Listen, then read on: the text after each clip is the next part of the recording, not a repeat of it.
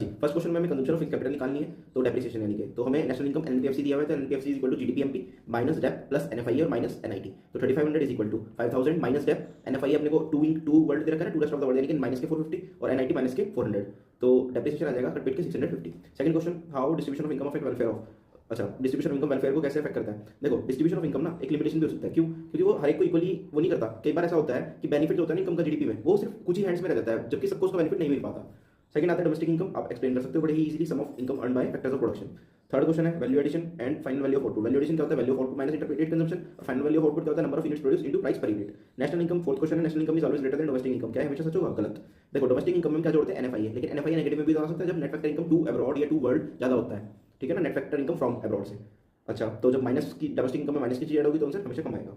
Fifth question, many goods and services में contribute to welfare but not included in. हाँ जी, बिल्कुल सही बात है कि यस, क्योंकि non marketable services, domestic services जो हमारी मम्मी है, सब कुछ हम देते हैं एक दूसरे को, मम्मी देती है, परिवार वाले देते हैं, तो वो काउंट का होती है। Six question, distinguish between direct question है। सेवन क्वेश्चन में हमें बताने कैटेगराइज करके पेपर परचेज करा पब्लिशर ने, इंटरमीडिएट है। ऑफिस में इंस्टॉल हुआ, फाइनल गुड्स है। Purchase by mobile dealer, intermediate. Chalk duster school ने खरीदे, इंटरमीडिएट। एट क्वेश्चन आता है machine purchase by firm is always capital goods, do agree? नहीं, अगर उसने रीसेल के लिए खरीदी तो हाँ, तो अगर उसने प्रोडक्शन के लिए खरीदी तो कैपिटल गुड है, रीसेल के लिए खरीदी तो कैपिटल गुड नहीं है। उसके बाद आता है नाइन क्वेश्चन, डायरेक्ट क्वेश्चन है स्टॉक और फ्लो का। 10th में हमें स्टॉक और फ्लो में करना है, तो फर्स्ट हो गया हमारा अमाउंट ऑफ स्टॉक कंसेप्ट है, सेकंड फ्लो हो गया, थर्ड हमारा स्टॉक हो गया, फोर्थ हमारा ड्यूरिंग आ गया तो फ्लो हो गया। एक पर्टिकुलर पॉइंट वाले को स्टॉक बोलते हैं, ड्यूरिंग वाले को फ्लो बोलते हैं। मनी फ्लो और रियल फ्लो में एक्सप्लेन करना है, तो सर्कुलर फ्लो ऑफ इनकम से आप इजीली बता सकते हो।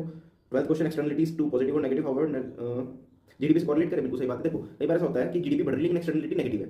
जैसे कि मान लो मेरी फर्म प्रोडक्शन तो बहुत अच्छा कर रही है, जीडीपी बढ़ रही है, लेकिन वो पॉल्यूशन भी कर रही है, तो नेगेटिव एक्सटर्नलिटी होगी ना। तो क्वेश्चन बोलते हैं कि भैया अगर जीडीपी बढ़ रही है तो पॉजिटिव एक्सटर्नलिटी होनी चाहिए, जीडीपी घट रही तो नेगेटिव, लेकिन ऐसा नहीं है। Difference between positive and direct question है। 12th का C, past few decades Indian economy has fairly benefited by positive externalities rapidising infrastructure. तो एक्सटर्नलिटीज रैपिडाइजिंग इंफ्रास्ट्रक्चर हो रहा है, इससे क्या होगा? फॉरेन इन्वेस्टमेंट्स हमारे उसमें ज्यादा होंगे, अट्रैक्ट होंगे फॉरेनर्स इन्वेस्टमेंट करने के लिए, तो हमारा इकोनॉमिक ग्रोथ होगा। 13 में ऑपरेटिंग सरप्लस। ऑपरेटिंग सरप्लस क्या होता है? Factor income earn in the form of rent, royalty income and gifts वगैरह, उसको क्या बोलते हैं? Together called operating surplus. 14th direct question है, 15th डायरेक्ट क्वेश्चन है, 16th भी डायरेक्ट क्वेश्चन है। 17th question, GDP and sum of GVA in economy are always equal. GDP और सम ऑफ जीवीए हमेशा इक्वल होता है। हाँ जी, जीडीपी क्या होता है? Market value of all goods and services produced within domestic territory. GV क्या होता है? जीवी क्या होता है? Measure value addition by each production unit. तो सम ऑफ ऑल जीवीए, जितने भी तीन सेक्टर थे, प्राइमरी सेकेंडरी टर्शियरी, तीनों के जीवीए को ऐड कर दोगे तो हमारा क्या बन जाएगा? जीडीपी। सही बात है।